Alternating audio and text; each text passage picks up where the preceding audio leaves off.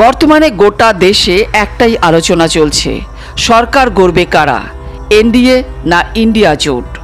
ইতিমধ্যে ইন্ডিয়া জোট তাদের বৈঠক সমাবেশ শুরু করে দিয়েছে।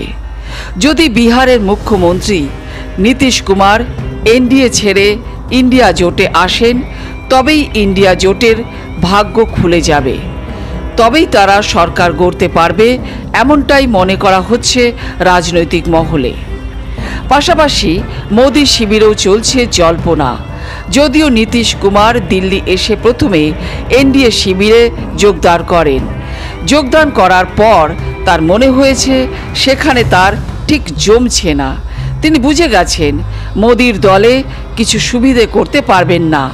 এমনিতেই এনডিএতে থেকে তিনি তেমন কিছু সুবিধে পাননি, তাই মুখ্যমন্ত্রী হওয়ার স্বপ্ন নিয়ে পাল্টি খেয়ে ইন্ডিয়া জোটে যোগদান করার কথা ভাবেন এবং যোগদান করেন। আজ একটু বেশি রাতের দিকে নীতিশ কুমারের সঙ্গে রাহুল গান্ধীর বৈঠক আছে। এরপর বোঝা যাবে ইন্ডিয়া জোটের অবস্থান। সরকার গড়তে ইন্ডিয়া জোট কতটা ক্ষমতার অধিকারী হবেন।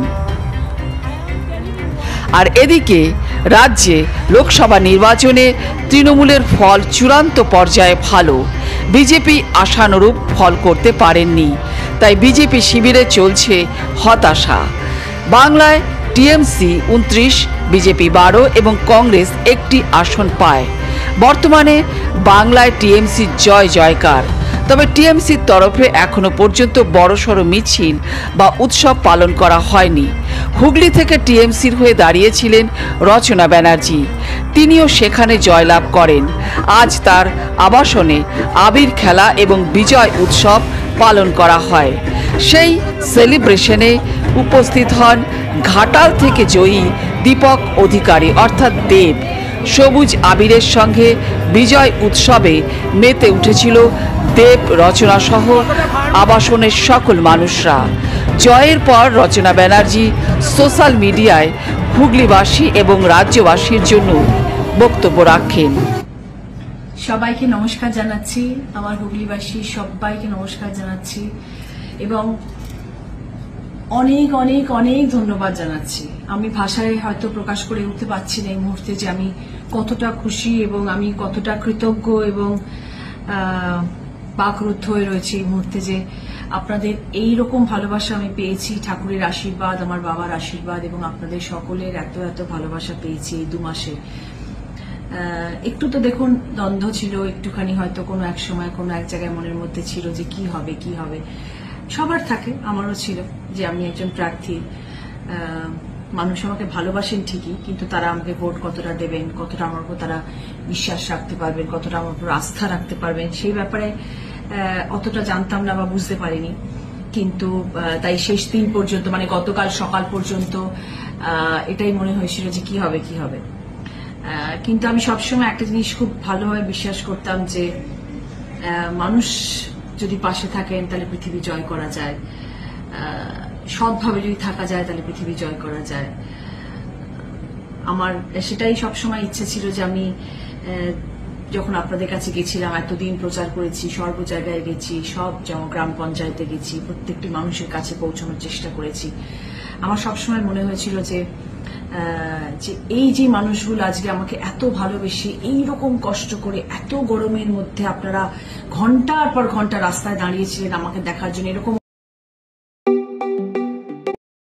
1:30 থেকে দাঁড়িয়ে, দুপুর 2টো থেকে দাঁড়িয়ে আছি আপনার জন্য। তখন মার্চ মাসের, এপ্রিল মাসের ওই রকম গরম, 43 ডিগ্রি গরম, তারপরেও আপনারা আমার জন্য দাঁড়িয়েছিলেন। এবং সেগুলো শোনার পরে, সেগুলো দেখার পরে সত্যি আমি কখনো ভাবতে পারিনি যে হুগলি জেলাতে এসে আমি এইরকম ভালোবাসা পাবো এবং তারপরে আজকে সেটা ভোটে রূপান্তরিত হয়েছে।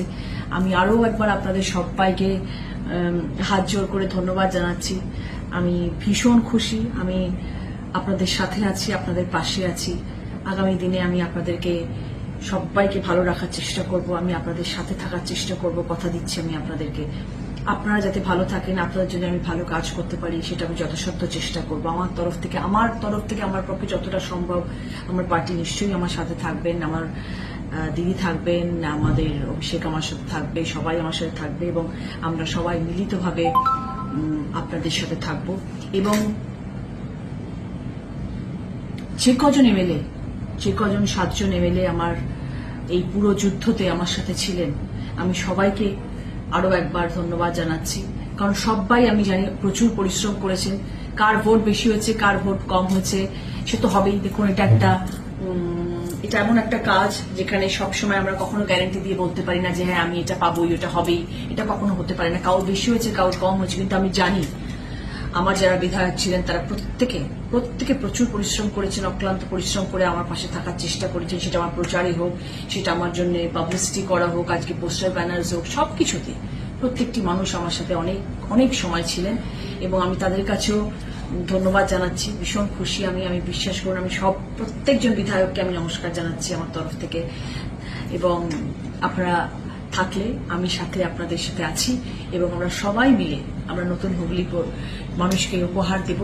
আমরা মানুষের দুঃখ দুর্দশা দৈন্যদশা দূর করার চেষ্টা করব। মানুষ যাতে ভালো থাকেন, হুগলির মানুষ যাতে আনন্দে থাকেন, সেটা আমরা চেষ্টা করব। আমরা সবাই আমি আপনাদের কাছে আজকে এই ভিডিওতে আসলাম কারণ কালকে এই জয়ের পরে যদি আমি আজকে ভিডিওটাতে আপনাদেরকে ধন্যবাদ না জানাই সেটা আমার কাছে খুব খারাপ লাগছিল। সকাল থেকে আমি ছটফট করছিলাম যে কখন আমি ভিডিওটা আপনাদের সামনে পড়বো এবং কখন, কারণ আমি এত ফোন পাচ্ছি, এত মানুষ আসছিল আমার কাছে, আমি সময় করে বার করে উঠতে পারছিলাম না। আমি এখন বসে আপনাদের সকলের সামনে ভিডিওটা করলাম।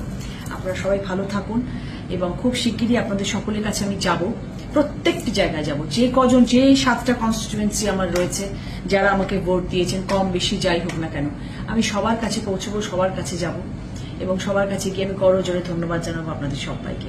আপনারা ভালো থাকুন এবং আমি খুব তাড়াতাড়ি আসছি আপনাদের সকলের কাছে। দেখা হবে সবার সাথে। সবাইকে ধন্যবাদ।